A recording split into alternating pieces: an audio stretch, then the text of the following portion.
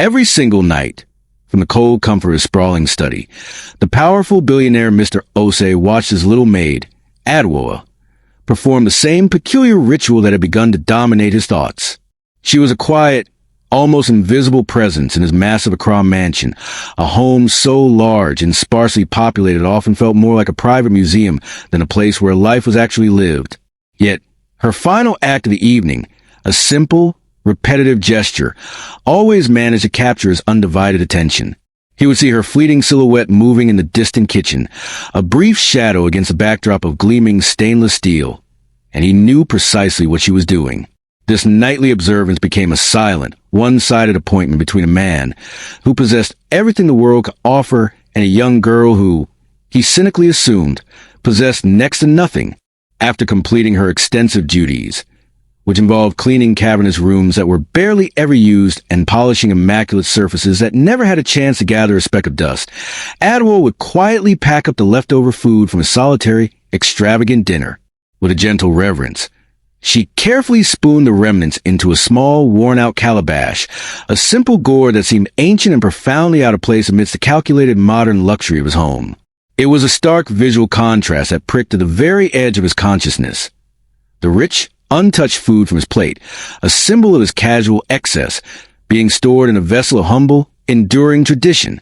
For weeks, he simply observed this silent ceremony, filing it away as a minor curiosity, a trivial detail in the highly structured and predictable rhythm of his life. Initially, he dismissed her actions with simple, logical explanation that required no further thought. She was saving the food for herself to eat later. It seemed like a practical, if slightly undignified, act for someone in her position. But as the days turned into weeks, the unwavering consistency of her actions began to erode his indifference, planting a seed of irritation that started to grow. A colder, more cynical thought, one honed by years of ruthless business dealings and countless betrayals, started to creep into the forefront of his mind. Was she taking advantage of his passive generosity? Perhaps she was selling the high-quality leftovers, turning his household waste into her own private, undeclared profit. Suspicion was a familiar armor for Mr. Osei, a well-worn tool he had used to build his empire, and he found himself putting it on once again. One particularly humid evening, as he watched her leave the estate with the calabash held carefully and protectively in her hands, his simmering suspicion finally boiled over into an irresistible wave of intense curiosity. He rationalized the sudden impulse to himself, framing it as a necessary measure to protect his assets and to root out any potential deception within his household staff.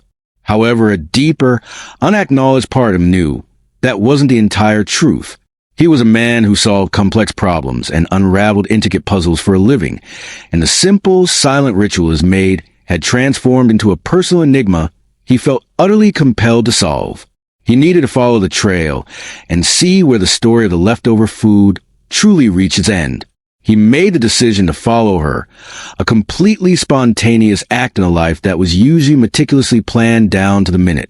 He tailed her discreetly through the busy, neon-lit streets of Accra, following her all the way to a part of the city he had only ever flown over in the insulated comfort of his private helicopter. He trailed her to a tiny, humble shack, a place that was an entire world away from the fortified walls of his own grand estate.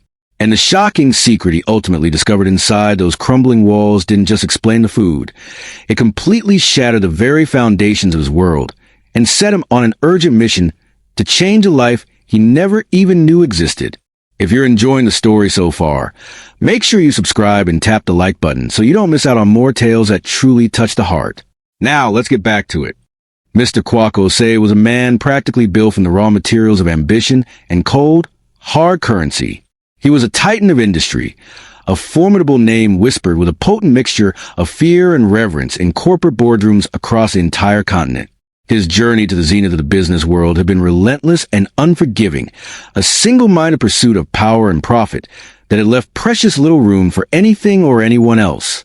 He had meticulously mastered the art of the deal, the strategy of the hostile takeover, and the cold calculus of the calculated risk, but in the process of gaining the world, he had completely forgotten the nuanced language of the human heart. His life stood as a grand testament to what a man could build, but also as a stark, lonely example of what he could lose along the way.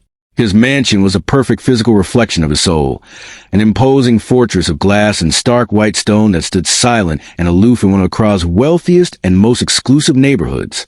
It was a sterile palace, always chilled to a precise, artificially maintained temperature, where the only discernible sounds were the distant hum of the city beyond the gates and the quiet, deferential footsteps of his household staff.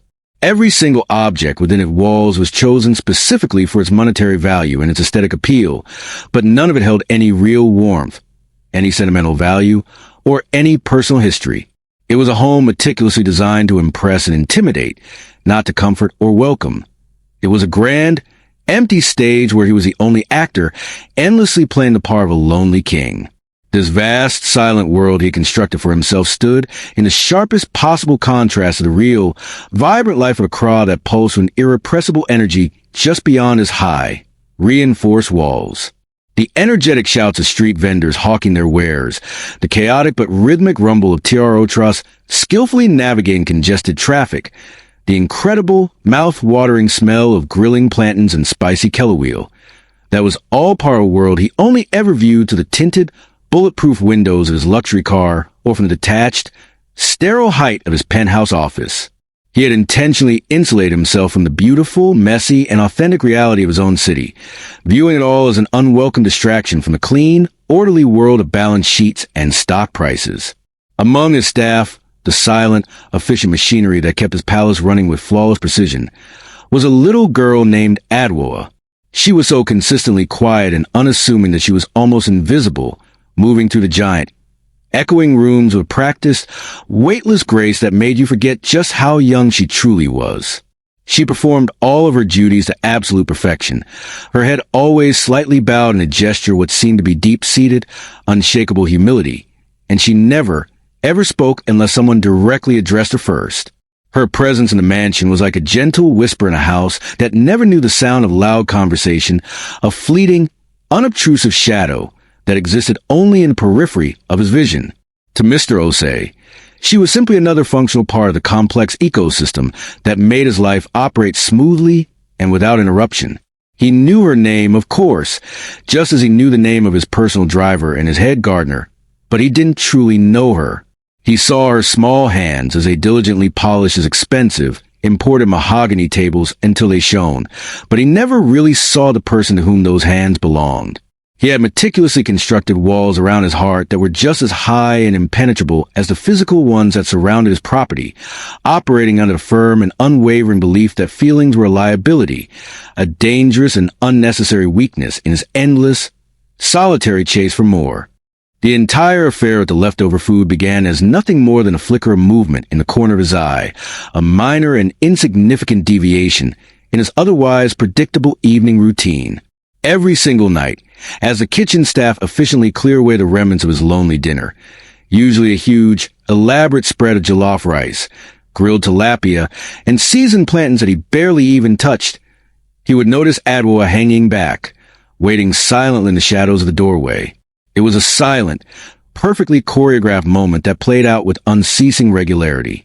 The head cook, a stern and imposing woman who rarely smiled, would give Adwoa a quiet, almost imperceptible nod, a silent acknowledgement of their unspoken, private arrangement. With the silent permission officially granted, Adwoa would step forward and carefully and respectfully pack the substantial leftovers into a small, dark calabash she brought with her to work every single day. The container itself was an object of intense curiosity for Mr. Osei. It was clearly old, its dark surface smoothed down and burnished by the passage of time and the touch of countless hands, a humble, organic relic from a world that felt centuries and continent away from his own meticulously curated universe of chrome, crystal, and cold, impersonal technology. He watched from his distant study as she handled the simple gourd with a level of reverence that she never displayed toward the priceless and expensive artifacts that filled his home. At first, he didn't think much of it at all, quickly rationalizing it as a common and unofficial perk for household staff in a home such as his. Taking home leftovers was hardly a crime worth his attention, but was a deeply ritualistic nature of the act, this unvarying nightly ceremony that slowly started to unsettle him and disrupt his peace of mind. He found himself troubled by the deliberate, careful way she arranged the food inside the gourd, the profound respect she showed for that simple, unassuming container, and the unwavering, undeniable fact that it happened every single night without a single exception. It was a persistent anomaly in his world of perfect, predictable order, and his mind, which was highly trained to identify and analyze patterns, simply couldn't let it go. A cold, familiar cynicism, a trait he had carefully cultivated over a lifetime, soon began to take firm root in his thoughts, completely overshadowing his initial indifference and replacing it with a growing sense of distrust. He began to seriously question her motives, viewing her simple actions through the cynical and distrustful lens he typically reserved for high-stakes business negotiations. Was she secretly selling the food? The lavish meals he left behind were finer and more expensive than what most people in the city could ever afford. It was certainly plausible that she was running a small, illicit side business, profiting directly from his waste. This dark explanation fit neatly and comfortably into his established worldview, one where he had learned to always expect the worst from people, a world where everyone was ultimately driven by their own self-interest. This growing suspicion steadily turned the little maid and her worn-out calabash into a consuming obsession. The simple, unassuming Gore became a powerful symbol of potential betrayal, a small but significant crack in the flawless facade of his perfectly controlled world. He found himself watching her more closely than ever before, meticulously analyzing her every move, trying to catch a glimpse of the deception he was now completely certain he would eventually find. That small, dark calabash, once an object of mild curiosity, had become an infuriating puzzle he couldn't solve. And for a man like Mr. Osei, an unsolved puzzle was an absolutely intolerable challenge to his sense of control and intellectual superiority. Finally, one particularly sweltering evening, his gnawing curiosity got the absolute best of him, overpowering his long-held desire for emotional detachment and objective distance.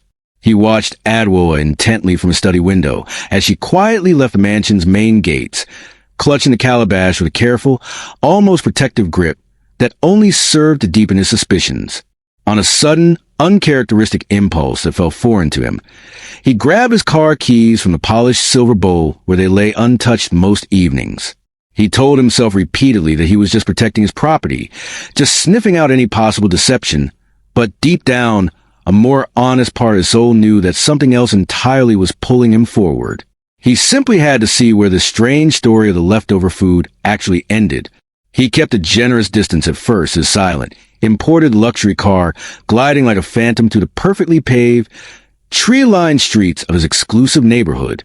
As Adwoa walked on, a small, solitary, and determined figure set against the grand backdrop of towering mansions and meticulously manicured gardens, the world around him began to undergo a profound and dramatic transformation. The silent, imposing estates gradually gave way to busy, chaotic streets, each one bursting with a raw, vibrant energy he had long since forgotten even existed. The air grew thick and heavy with the sound of high-life music pouring from open storefronts and the lively, overlapping chatter of market women packing up their stalls tonight.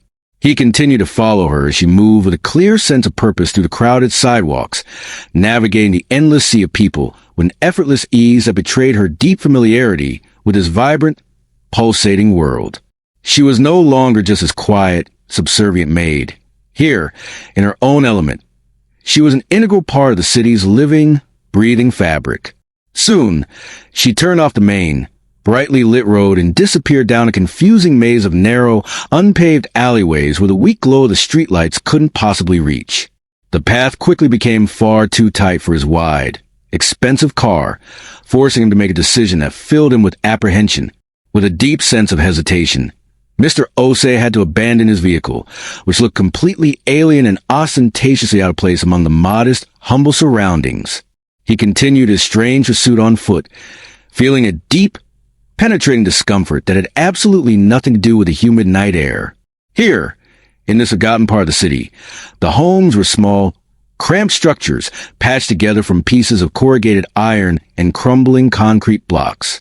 The sharp, unfamiliar smell rising from the open drains hit him hard, a brutal assault on his senses, so profoundly different from the perfumed, climate-controlled air of his private estate. He was an intruder here, a ghost from another world, and he felt it in his very bones. He watched in the shadows as children played in the dusty twilight with a worn-out football, their joyful, uninhibited laughter echoing loudly in the narrow lane, a sound of pure, unadulterated happiness he never, ever heard within the silent, cavernous walls of his own mansion. He saw Adwoa pause for a moment to greet an elderly woman with a warm, brief smile, a simple gesture of community and belonging that made him feel even more like a complete and utter outsider. Then, with a final, weary step that seemed to carry the weight of the entire day, she slipped quietly inside one of the most run-down shacks on the entire lane, a fragile, leaning structure that looked as though it might completely collapse in the next strong wind. Mr. Osei stopped dead in his tracks, a suffocating, painful knot tightening in the pit of his stomach. This couldn't possibly be her home. He crept closer, his immense personal wealth suddenly feeling like a heavy, shameful burden weighing him down. His heart, usually as steady and calm as a ticking clock, was now pounding violently against his ribs like a trapped bird desperate for escape. He found a small, splintered crack in the rough wooden wall, a tiny, imperfect window into a world he was never, ever meant to see. He leaned in cautiously, peering into the dim, flickering light within. And what he saw in that moment didn't just answer his cynical questions. It completely dismantled his entire reality. The room was unimaginably tiny, lit only by the weak, unsteady flame of a single kerosene lamp that cast long, dancing shadows upon the bare, uneven walls. There was no furniture to speak of, not a single chair or table, just a few thin, worn-out mats laid out directly on the bare dirt floor. And sitting in a small, hopeful circle on one of those mats were 5 small children. Their faces were painfully thin, etched with a deep hunger that was plain to see even in the dim light. But their eyes were enormous and shining with incredible, vibrant excitement that seemed to light up the whole room. Adwoa was kneeling in the middle of them, her back to the wall, looking completely exhausted but utterly serene. She gently placed a calabash on the mat before them, and as she carefully lifted the lid, a collective gasp of pure, unadulterated joy filled the tiny, cramped room. The rich aroma of the jollof rice and grilled fish, so mundane and ordinary to him just an hour earlier, was clearly a magnificent, once-in-a-lifetime treasure to them. She wasn't taking the food for herself, as he had so arrogantly and callously assumed. She was serving it to them, patiently giving each child a careful, measured portion, ensuring the unexpected feast was shared with perfect equality. She was giving them far more than just a meal. She was giving them a precious moment of pure, unburdened childhood delight. But the food was only the first part of her incredible gift. As they ate with a quiet, solemn reverence, their gnawing hunger momentarily sated, she began to tell them a story. Her voice, so rarely heard in his vast, silent mansion, was soft but full of life, color, and undeniable magic. She told them the tale of Anansi the spider, the clever and beloved trickster who always used his wits to outsmart enemies much bigger and stronger than himself. She recounted the specific tale of how Anansi once greedily tried to hoard all the world's wisdom in a single pot, only to trip and have it shatter, scattering the wisdom across the land for everyone to share. It was a lesson, she said gently to the captivated children, that wisdom and kindness are meant to be shared, not selfishly kept for oneself. Mr. Osei stumbled back from the wall. The air knocked from his lungs, as if by a powerful physical blow. The children were completely captivated by her tale, their stark material poverty entirely forgotten in the rich, enchanting magic of her story. He would later learn that they were all orphans, forgotten street children that Adwoa had taken under her wing, sheltering them as best she could from the harshness of the world. This tiny, fragile shack was their only safe haven, and she was their everything. The leftovers from his table were their nightly feast. The stories she told were their only source of hope.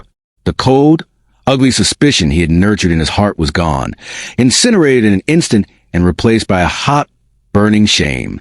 He had come looking for a common thief, but he had found a saint. The drive home was a disorienting, surreal blur. The glittering, opulent lights of his mansion, which usually filled it with a deep sense of personal pride and immense accomplishment, now just seemed garish, ugly, and profoundly offensive to his newly opened eyes. The imposing structure was no longer a proud symbol of his success, but had transformed into a towering monument to a profound and catastrophic failure as a human being. The pervasive silence of his house, once a treasured comfort and a protective shield from the noisy, chaotic world, now felt heavy, oppressive, and utterly suffocating. It wasn't peaceful. It was completely empty, echoing the vast, hollow void that existed within his own spirit. Mr. Osei didn't sleep at all that night. He paced restlessly through the huge, empty rooms, each footstep on the polished marble floors a loud condemnation of his life's choices. The image of Adwoa and those 5 hungry children was permanently burned into his mind, a permanent and haunting fixture in his memory. Her quiet dignity, her selfless and boundless generosity, her unconditional love in the face of such abject poverty, it all stood in stark, brutal contrast to his own life, which had been selfishly dedicated to gathering more and more for himself. He saw his own reflection in a dark window, and for the very first time in his adult life, he did not see a powerful, successful man, but an impoverished one.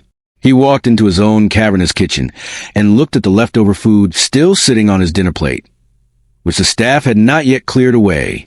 He finally saw for what it truly was, a disgusting and potent symbol of his own careless, arrogant wastefulness and a staggering indifference to the real human suffering that existed just a few miles from his front gate. He had spent his entire life meticulously building an empire of things, accumulating assets and properties and stocks, while she, with absolutely nothing to her name, had built a vibrant kingdom of love and hope in a tiny, broken-down shack. The story she had told the children, the one about Nancy and the pot of wisdom, echoed relentlessly in his head, each word a fresh indictment. He finally, painfully, understood the moral of the ancient tale, because he was living in real time. He had hoarded his wealth, his comfort, and his compassion, keeping it all locked away exclusively for himself, foolishly believing that it made him strong and secure. But in the end, he was the one with the empty, aching heart. He was a Nancy, clutching his precious pot so tightly that it was of no use to anyone at all, least of all to himself. For the first time in many, many years, Mr. Osei felt something other than the cold fire of ambition or the bitter, metallic taste of suspicion. He felt a deep, aching, and desperate need to be a better man, to systematically dismantle the thick walls he had so carefully built around his heart. The intense shame he felt was not a destructive force, but a transformative one. It was a painful, cracking sound of his old, empty world breaking apart to make way for a new one, a world where his life might finally, at long last, have a real and lasting purpose. The next morning, Mr. Osei did something he had never done before in his entire life. He didn't use the cold, impersonal intercom to summon Adwoa into his study to accuse or question her. Instead, he went down to the kitchen himself and simply waited for her, a humble yet incredibly powerful gesture for a man of his immense stature. When she walked in to begin her long day of work, she looked startled and then visibly scared to see the master of the house just standing there, waiting patiently in the heart of the staff's domain. She instantly braced herself for the inevitable confrontation, for the certain loss of her desperately needed job. He didn't mention the night before. He never once let on that he had followed her or that he knew her incredible, beautiful secret. That knowledge was a private, humbling burden that he would carry alone for the rest of his days. Instead, he looked directly at her, truly seeing her as a complete person for the very first time, and spoke with raw sincerity she had never before heard from him. "Adwoa," he said, his voice quiet but firm, "I have come to a sudden realization that this house is far too much, and that I do far too little with it. I want to help you. Just tell me what you need." Tears immediately welled up in Adwoa's eyes, not tears of sadness or fear, but pure, unadulterated shock and profound relief. A lifetime of silent struggle and desperate, whispered prayer had just been answered in a single, unbelievable moment. With that same quiet, unshakable dignity that so powerfully defined her, she told him everything. She told him about the children, about finding them abandoned on the streets, about her desperate, seemingly impossible dream of giving them a real home, a proper education, and a genuine chance at a future. She wasn't begging or pleading for his help. She was simply sharing her life's purpose, just as she shared his leftover food every single night. That single conversation was the beginning of a monumental change, not just for Adwoa and the 5 children, but for Mr. Osei himself. He didn't just write a large check and walk away, outsourcing the problem to someone else as he would have done in the past. He poured his formidable resources, his valuable time, and his newfound sense of purpose into making Adwoa's dream a reality. He bought a large, dilapidated property in a safe neighborhood and used his extensive connections to transform it into a clean, safe, and cheerful home and school, complete with dedicated teachers and loving caregivers. He put Adwoa in charge, not as his maid, but as a director, recognizing her as a true, beating hard what they decided to name the Calabash House. Mr. Osei's life finally found its true, resonant meaning. The cold, empty mansion became a bustling headquarters for hope. Its once silent rooms now often filled with strategic plans and joyful laughter. He discovered that he found more profound and lasting joy in reading the financial reports from the children's home than he ever had from the endlessly scrolling stock market tickers of his vast corporate empire. He learned that real wealth isn't measured by what you manage to keep for yourself, but by the good you do for others. The little maid with the worn-out calabash had unknowingly led the billionaire home, not to a sterile mansion of glass and stone, but back to his own forgotten humanity. Her shocking secret turned out to be a powerful, life-altering lesson in love, teaching a billionaire the real meaning of a rich life. For more stories that inspire and remind us of the good in the world, be sure to subscribe and share our channel. What do you think is the most powerful way to give back? Through money or by giving your time and yourself? Let us know your thoughts in the comments.